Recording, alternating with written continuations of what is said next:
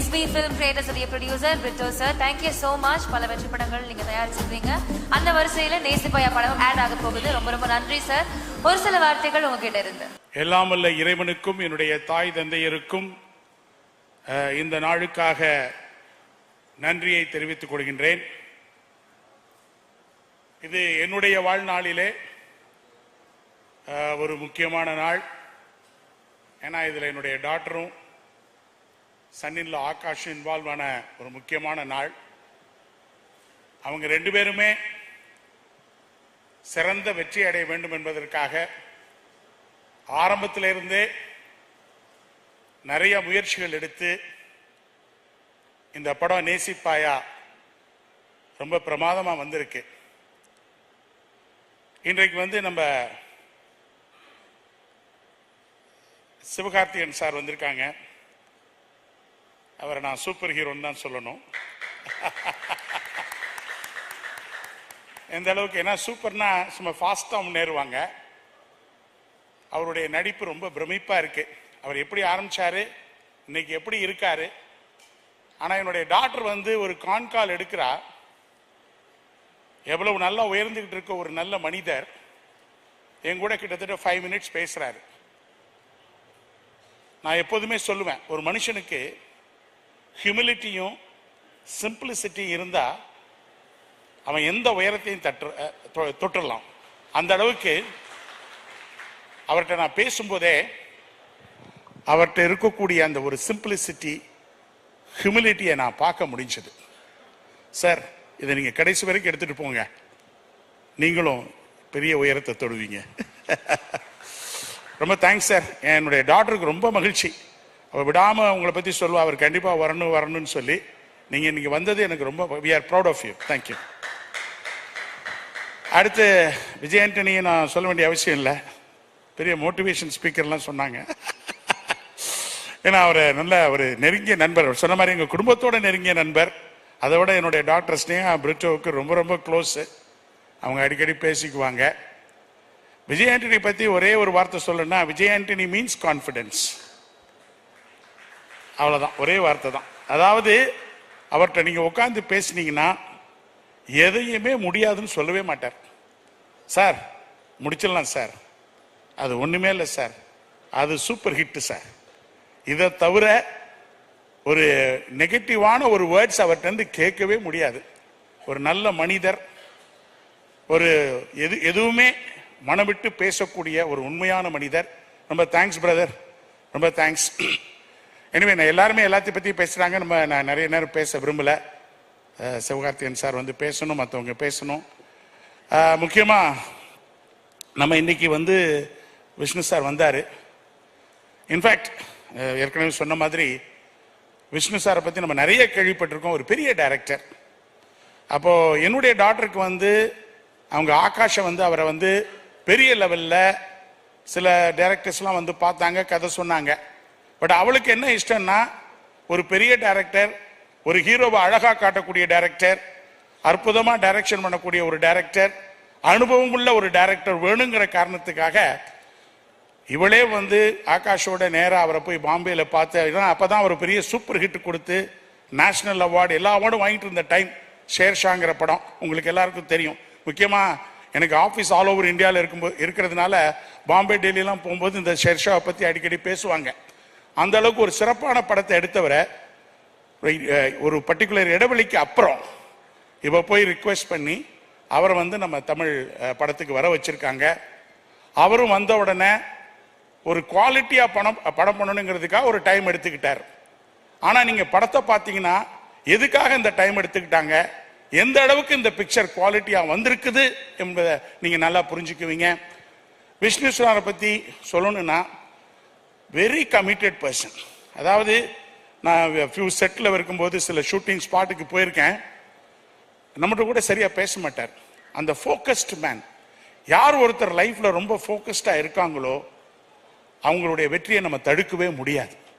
அந்த அளவுக்கு அவர் எடுத்துக்கிட்ட அந்த சப்ஜெக்டை ரொம்ப சூப்பரா கமிட்டடா ஒர்க் பண்ணி, அதை அன்னைக்கு நான் படத்தை பார்க்கும்போது இந்த அளவுக்கு வருமா நான் எதிர்பார்க்கல. ஆனா அற்புதமா கொண்டு வந்திருக்காரு டைரக்டர் சார்.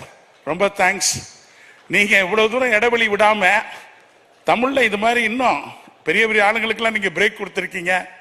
தமிழ்ல இன்னும் நிறைய படங்களை ப்ரொடியூஸ் பண்ணணும், ஐ மீன் டைரக்ட் பண்ணணும், இன்னும் நல்ல கதைகளை வந்து இந்த தமிழ்நாட்டுக்கு கொடுக்கணும்னு நான் வேண்டிக்கிறேன். அடுத்து இன்னைக்கு நம்முடைய கதாநாயகன் யுவன் சங்கர் ராஜா, அவங்க எப்ப பார்த்தாலும் அவர் சொன்ன மாதிரி ஒரு சிரிப்பு தான். ஏன்னா வாழ்க்கையில ரெண்டு தான். நம்ம வாழ்க்கையில நம்ம ஜெயிக்கணும், எதுவுமே பிரச்சனை இல்லாம இருக்கணும்னா ஒன்னு ஸ்மைல் பண்ணணும், இல்லைன்னா சைலண்டா இருக்கணும். ஸ்மைல் வந்து சால்வ்ஸ் த ப்ராப்ளம், சைலன்ஸ் வந்து அவாய்ட்ஸ் த ப்ராப்ளம். அதனால இது ரெண்டுமே நான் அவர்கிட்ட பார்த்துருக்கேன், சைலண்ட் அண்ட் ஸ்மைல். ஏன்னா யார் ஒருத்தர் இது ரெண்டு வச்சிருக்காங்களோ they are emotionally and physically strong. அந்த விதத்தில் நான் அவரை துபாயில் பார்க்கும்போது சரி, சென்னையில் பார்க்கும்போது சரி, நான் எப்போதுமே அவரை பார்க்கும்போது நினைப்பேன், இந்த மனுஷனுக்குள்ள இவ்வளவு டேலண்ட் இருக்கா அப்படின்னு நினைப்பேன். அந்த அளவுக்கு ஒரு ஹைலி டேலண்டட் பர்சன். எப்படிதான் இந்த மாதிரி அழகான மியூசிக் கொடுக்குறாருன்னு தெரியல. இதெல்லாம் காட்ஸ் கிஃப்ட், யாருமே அதை ஸ்டாப் பண்ண முடியாது. அந்த அளவுக்கு இந்த படத்துல பாத்தீங்கன்னா ஒவ்வொரு பாட்டையும், அதோட இந்த பேக்ரவுண்ட் ஸ்கோர் கூட பாத்தீங்கன்னா இன்னைக்கு படம் பார்த்தேன், ரொம்ப சூப்பரா வந்திருக்கு சார். உண்மையிலே நீங்க வந்து ஒரு தடவை எனக்கு மெசேஜ் அனுப்புனீங்க, கொஞ்சம் டிலே ஆகும் ஏன்னா இந்த கதையை பார்த்தேன், இந்த படத்தை பார்த்தேன், ஆனா நான் ரொம்ப இன்ஸ்பயர் ஆயிட்டேன், அதனால இன்னும் நல்ல பாடல்களை கொடுக்கணும்னு சொன்னாரு பாருங்க. அப்பயே இந்த படம் வெற்றி அடைஞ்சிருச்சு. அந்த அளவுக்கு யுவன் சங்கர் ராஜா இம்ப்ரெஸ் ஆகி ரொம்ப அற்புதமான பாடல்களை கொடுத்திருக்காரு. அவருக்கு ரொம்ப நன்றி. அடுத்து வந்து இந்த இதில் வந்து பார்த்தீங்கன்னா நம்ம ஸ்னேகா பிரிட்டோ சொல்லணும். அவன் இந்த எனக்கு வந்து வாழ்க்கையில் வந்து நான் MBA பண்ணியிருக்கேன், எல்லாம் பண்ணியிருக்கேன், பல போஸ்ட் கிராஜுவேஷன் பண்ணியிருக்கிறேன். ஆனால் என்னுடைய பிஸ்னஸ் ரன் பண்ணுறதுக்குள்ள நான் இவ்வளவு டென்ஷன் ஆனதில்லை. ஆனால் எப்போதுமே ஸ்னேகா நான் டென்ஷனாக தான் பார்ப்பேன், வெரி ஸ்ட்ரெஸ்ஃபுல்லாக இருப்பா. ஏன்னா அவளுக்கு என்னன்னா எப்படியாவது இந்த படத்தை நல்லபடியாக வரணும், ஜெயிக்கணுங்கிற ஒரு வேகம். ஏன்னா 3 MBA கொடுக்க முடியாத ஒரு அனுபவத்தை ஸ்னேகா வந்து இந்த ஒரு படத்தில் பெற்றிருக்கிறாங்கிறத நான் பார்த்தேன். நான் அந்த அளவுக்கு organisation skill, managerial skill, execution skill, operational skill, எல்லா ஸ்கில்லையும் அவ கற்றுக்கிட்டாங்கிறது தான் இந்த படத்தில் எனக்கு ரொம்ப மகிழ்ச்சி. Sneha, you are in for business.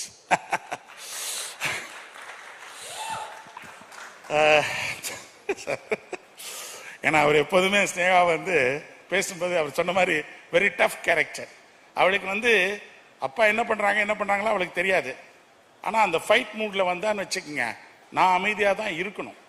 ஏன்னா நம்மளை எப்படியாவது அவள் கன்வின்ஸ் பண்ணிடுவா. அந்த கன்வின்சிங் கேரக்டரும் அவளுக்கு உண்டு.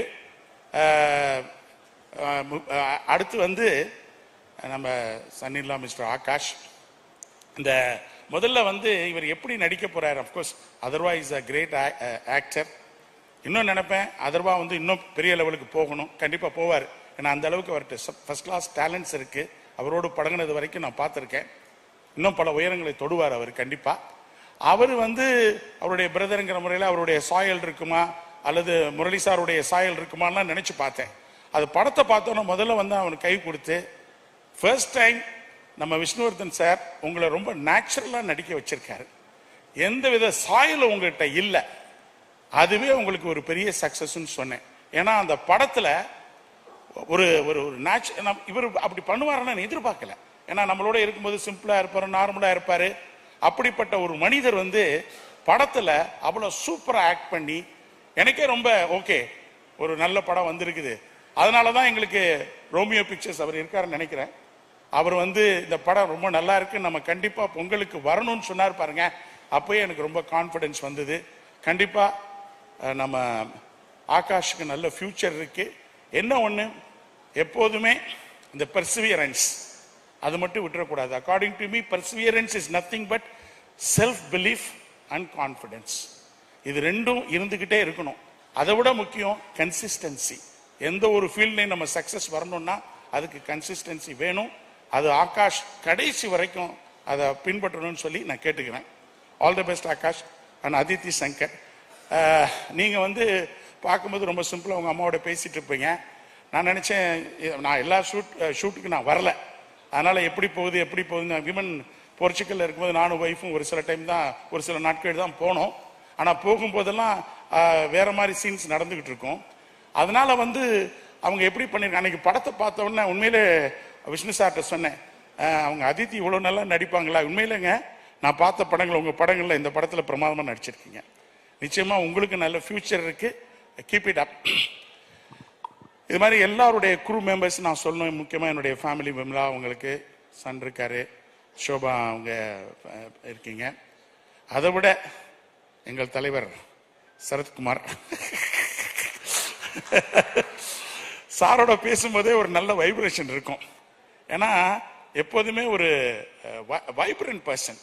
சார் இது சார் அது சார் அப்படின்னு பேசிக்கிட்டே இருப்பார். அந்த ஷூட்டிங் ஸ்பாட்ல போனப்போ கூட நம்ம கூட உட்காந்து பேசுவார்.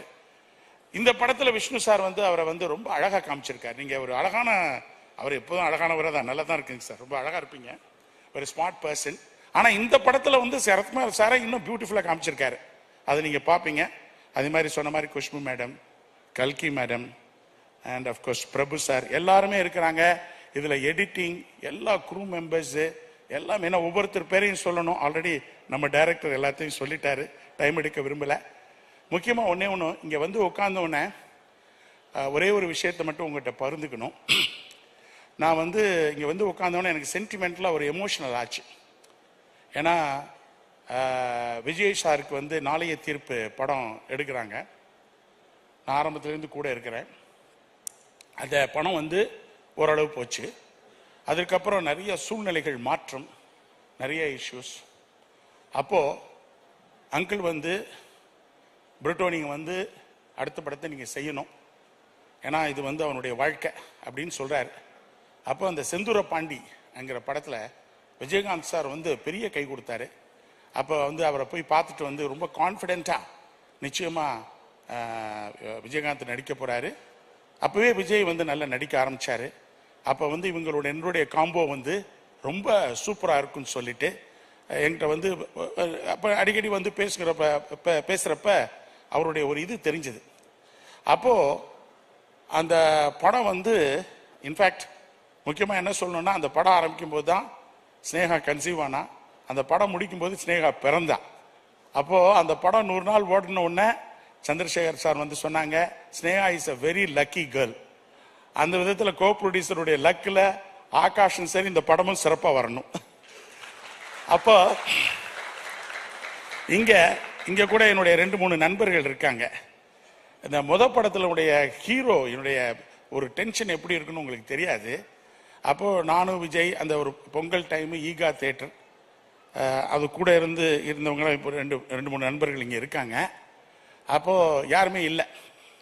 நாங்கள்லாம் வேஷ்டி கட்டிட்டு ஈகா தியேட்டரில் கட் அவுட் வச்சோம். அது மட்டும் இல்லாமல் அவரோட சேர்ந்து கூட இருந்து வெடி வெடித்தோம். அந்த படத்தை மட்டும் ஒரு 5-6 தடவை அந்த தியேட்டரில் பார்த்தோம். ஒரு புது ஹீரோவுக்கு எந்த அளவுக்கு எமோஷன்ஸ் இருக்குங்கிறது எனக்கு நல்லாவே புரியும். அதனால இங்கே வந்து உட்கார்ந்த உடனே என்னுடைய பழைய நினைவுகள் அப்படியே எந்த அளவுக்கு அந்த ஒரு உணர்வோட உணர்ச்சியோட, அங்கிள் இது எப்படி இருக்கு, அது எப்படி இருக்கு, இது எப்படி இருக்கு, அந்த scene final scene fight scene எப்படி இருக்கு அப்படிலாம் கேட்கும்போது அதை இங்கே உட்காந்து இதே தான் ஆகாஷ் இன்னைக்கும் ஷூட்டிங் ஸ்பாட்டில் வந்து முடிச்ச ஒரு பாடு. அன்னைக்கு முதல் நாள் படம் பார்த்துட்டு வந்தேன்.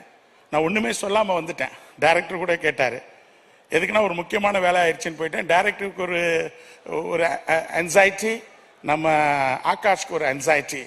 ஸ்னேகா விடாமல் எனக்கு ஒரு 3 மிஸ்டு கால் விட்டுருந்தா.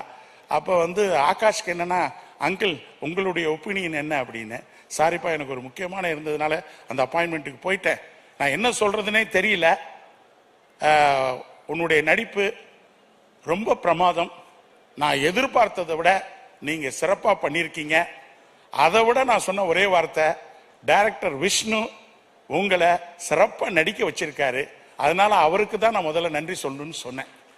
ஏன்னா அந்த அளவிற்கு ஒரு ஹீரோ படத்துல நடிக்கும் போது எப்படியெல்லாம் ஆதங்கம் இருக்கும் அப்படின்னு எனக்கு தெரியும். அதை வச்சுதான் மிஸ்டர் விஜய் இன்னைக்கு அவருக்கு நான் நன்றி சொல்லணும். இந்த எக்ஸ்பி கிரியேட்டர்ஸ்ங்கிற பேனரை உருவாக்க சொன்னது அவர் தான் சொன்னாரு, அங்கிள் நீங்க எதிர்பார்க்காத நேரத்தில் நான் உங்களுக்கு செய்யணும்னு சொல்லி அந்த மாஸ்டருங்கிற அற்புதமான படத்தை கொடுத்தாரு. ஆனா அந்த படம் இவ்வளவு பெரிய சக்சஸ் வரும்னு எனக்கு தெரியாது. ஆனா அந்த சமயத்தில் லோகேஷ் கனகராஜ் வந்து என்கிட்ட கதை சொல்லும் போது பிரீஃபா டிஃபரெண்டா இருந்தது. ஆனால் அந்த படத்துக்கு நான் ஷூட்டிங் போகும்போதெல்லாம் நான் அந்த ஆடியோ லான்ச்லேயே சொல்லியிருக்கேன், அவருடைய உழைப்பை பார்த்து அசந்து போயிட்டேன். அந்த அளவுக்கு ஒரு டெடிகேட்டடா உழைக்கக்கூடிய ஒரு மனிதன் அவர் தான். இந்த எக்ஸ்பி கிரியேட்டர்ஸ்ங்கிறத நீங்க கிரியேட் பண்ணணும் அங்கிள். இந்த பேனர்ல ஒரு வார்த்தை சொன்னார், பெரிய பட்ஜெட் படமா நீங்க எடுக்கணும் அப்படின்னு சொன்னாரு. ஏன்னா அதுக்கப்புறம் ஒரு பெரிய பட்ஜெட் எடுக்கக்கூடிய வாய்ப்பு விஷ்ணுவர்தன் சார் மூலமாகவும் ஆகாஷ் மூலமாகவும் எனக்கு கிடைச்சிருக்கு. உண்மையிலேயே ஒரு டெபியூ ஹீரோவுக்கு சூப்பர் பட்ஜெட்ல பண்ணக்கூடிய ஒரு சிறப்பான படமா அமைஞ்சது எனக்கு மகிழ்ச்சி. கடைசியா அவனே சொல்லிக்கணும், கடைசியா வந்து அந்த மாஸ்டர் படத்துக்கு நாங்கள் அவ்வளோ ஸ்ட்ரெஸ்ஃபுல். ஏன்னா பேண்டமிக் டைமு பல தடவை பேசுகிறோம். Mister Vijay is the theatrical hero. நாங்கள் என்ன பண்ணுறது ஏது பண்ணுறதுன்னு ஒன்றுமே புரியல. அப்படிப்பட்ட ஒரு நிச்சயம் சில பேர் உள்ளே வந்தாங்க, அவங்களுக்கு சில கன்ஃபியூஷன் பண்ணி விட்டாங்க. நான் எப்போதுமே போய் உட்காந்துட்டு யார்ட்டையும் இது கரெக்ட் இது தப்புன்னு எக்ஸ்பிளைன் பண்ண மாட்டேன். Because I am a professional, I am a business man. எது பண்ணணும் பண்ணிட்டு போயிட்டே இருப்போம். எங்களுக்கு தேவை ரிசல்ட். இங்கே என்னுடைய நிர்வாகத்தை செஞ்ச நிறைய பேர் வந்திருக்காங்க, முக்கியமானவங்களாம் இருக்காங்க. உண்மையிலே அவங்களாம் என் கூட 25-30 வருஷத்துக்கு மேலே ட்ராவல் பண்ணுறாங்க. அவங்களுக்கெல்லாம் எனக்கு தெரியும், என்னுடைய டெடிகேஷனை பற்றி தெரியும். எப்போதுமே என் தொழிலில் கூட 0 காம்ப்ரமைஸில் தான் இருப்பேன். எதாக இருந்தாலும் நானும் உங்களோட சேர்ந்து உழைக்கிறதுக்கு ரெடியாக இருக்கேன்னு சொல்லி அந்த அளவுக்கு இன்னைக்கு நாங்கள் உழைச்சிக்கிட்டு இருக்கோம். அதனால தான் இந்தியாவில் லாஜிஸ்டிக்ஸில் ஒரு உயரத்தை தொட்டுக்கிட்டு இருக்கோம். இன்னும் தொட வேண்டிய தூரம் இருக்கு. ஏன்னா எதுக்கு சொல்றேன்னா, அந்த பிஸ்னஸ் ஆங்கிள் நம்ம ப்ரொஃபஷனலா இருக்கும்போது சில பேர் சில கன்ஃபியூஷனை ஏற்படுத்திட்டு இருக்கும்போது நம்ம போய் யார்கிட்டையும் போய் உட்காந்து இது சரி இது சொல்ல முடியாது. ஏன்னா நான் எப்போதுமே பிலீவ் பண்றது கர்மா ஒர்க்ஸ், அவ்வளவுதான்.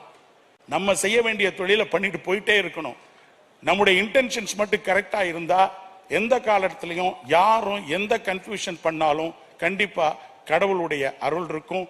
இன்னைக்கும் எல்லாருக்கும் நான் சொல்றது, நல்ல எண்ணங்கள், நல்ல செயல்கள், நல்ல உண்மையான உறவுகள் அனைத்தையும் நம்ம வச்சிருந்தோம்னா நம்ம கடவுளை தேடி போக வேண்டியதில்லை, கடவுள் நம்ம தேடி வருவாரு. என்னுடைய விஷயத்துல கூட இந்த படம் பொங்கலுக்கு ரிலீஸ் ஆகுறதுங்கிறதே ஒரு பெரிய மிரக்கல் தான். நாங்க யாருமே எதிர்பார்க்கல. நானும் விஷ்ணுவர்தனும் ஒரு மாசமா பேசிட்டு இருக்கோம், இந்த படம் எப்படியாவது பொங்கலுக்கு வருமான்னு. சப்போஸ் பெரிய படங்கள் வந்தால் 24-25 நம்ம ரிலீஸ் பண்ணலாங்கிற அளவுக்கு பேசி வச்சோம். கடவுள், in fact I believe in miracles, God's grace and God's ways are very strange. அதை ரொம்ப ஸ்ட்ராங்கா பிலீவ் பண்ணுவேன். அந்த வகையில இந்த படம் எங்களுக்கு 14th ரிலீஸ் ஆக போகுதுங்கிறது எனக்கு பெரிய மகிழ்ச்சி. நிச்சயமா மிஸ்டர் ஆகாஷ்க்கு தமிழ்நாடு ஃபுல்லா ஒரு பெரிய ஓப்பனிங் கொடுக்கும். அது மட்டும் இல்லாம நம்ம டைரக்டர் விஷ்ணு சாருக்கு பெரிய ரீஎன்ட்ரி தமிழ்ல கொடுக்கும். அதை விட யுவன் சங்கர் ராஜாவுக்கு இந்த படத்தினுடைய மியூசிக் இன்னொரு மைல் ஸ்டோனா இருக்குன்னு சொல்லிட்டு, நிச்சயமா வாழ்க்கையில ஒன்னே ஒன்று வச்சுக்கணுங்க, இறுதியா சொல்றேன், எப்போதுமே success without positive attitude is luck. Success without positive attitude is luck. But success with positive attitude is achievement. So இந்த படத்தை பொறுத்தளவுல எல்லா மெம்பர்ஸ்க்குமே, என்னை சார்ந்த அத்தனை பேருக்குமே ஒரு பாசிட்டிவ் வைப் இருந்தது. அந்த பாசிட்டிவ் வைப் நிச்சயமா நம்ம தியேட்டர்ஸ்ல பார்ப்போங்கிற நம்பிக்கையோடு, என்னுடைய வீட்டில் என்னுடைய எஸ்எம்ஆர், என்னுடைய பிரதர்ஸ் எல்லாம் வந்திருக்காங்க. மற்றபடி என்னுடைய நண்பர்கள் நிறைய பேர் வந்திருக்கிறாங்க. முக்கியமாக நான் ரொம்ப வாழ்க்கையில் நண்பர்களை ரொம்ப நேசிக்கிறவன். ஏன்னா 2-3 விஷயங்களை தான் நம்ம விட்டு கொடுக்கூடாது, ப்ராமிஸ், ஃப்ரெண்ட்ஷிப் அண்ட் ரிலேஷன்ஷிப்பு. இது 3 எது விட்டாலும் வாழ்க்கை ரொம்ப சென்சிட்டிவ் ஆயிரும். அதனால நான் ரொம்ப ஃப்ரெண்ட்ஸை விரும்புகிறவன். அவர்கள் அனைவருக்கும் என்னுடைய வாழ்த்துக்கள். முக்கியமா பிரஸ், மீடியா. ஏன்னா இன்னைக்கு ப்ரொடியூசர்ஸும் சரி, டைரக்டர்ஸும் சரி, எப்படி வேணாலும் அற்புதமான படங்களை எடுக்கலாம். ஆனா மக்கள்கிட்ட கொண்டு போய் சேர்க்க வேண்டிய கடமை நல்ல படத்தை உங்க கையில தான் இருக்குது. ஒரு ஹீரோ சூப்பர் ஹீரோ ஆகுறது, சூப்பர் ஸ்டார் ஆகுறது எல்லா மீடியா கையிலையும், பிரஸ் அவங்க கையில தான் இருக்கு. நிச்சயமா ஆகாஷ்னுடைய வளர்ச்சியில இன்னைக்கு தான் அவர் பிள்ளையார் சொல்லி போடுறாரு. அவருடைய வளர்ச்சியில நிச்சயமா நீங்க பாசிட்டிவா பங்கேற்பீங்கன்னு நினைக்கிறேன். நிச்சயமா அவர் நல்லா வரும்பொழுது எல்லாருக்குமே ஒரு மகிழ்ச்சி. ஏன்னா இன்னைக்கு வந்து திரையுலகம் நல்ல ப்ரொடியூசர்ஸை எதிர்பார்த்து இருக்குது. ஏன்னா ரிப்போர்ட்ல பாத்தீங்கன்னா இப்ப வந்திருக்காங்க 441 படங்கள்ல 18 படங்கள் தான் சக்சஸ் ஆயிருக்கு. அப்ப நிறைய படங்கள் சக்சஸ் பண்ணணும்னா நல்ல ப்ரொடியூசர் வரணும். நல்ல ப்ரொடியூசர்ஸ் வரணும்னா உங்களை மாதிரி பிரஸ் மீடியாவும் மக்கள்கிட்ட போய் நிறைய சேர்க்கணும்னு வேண்டிக்கிட்டு என் நன்றியை சொல்லிக்கிறேன். தேங்க்ஸ்.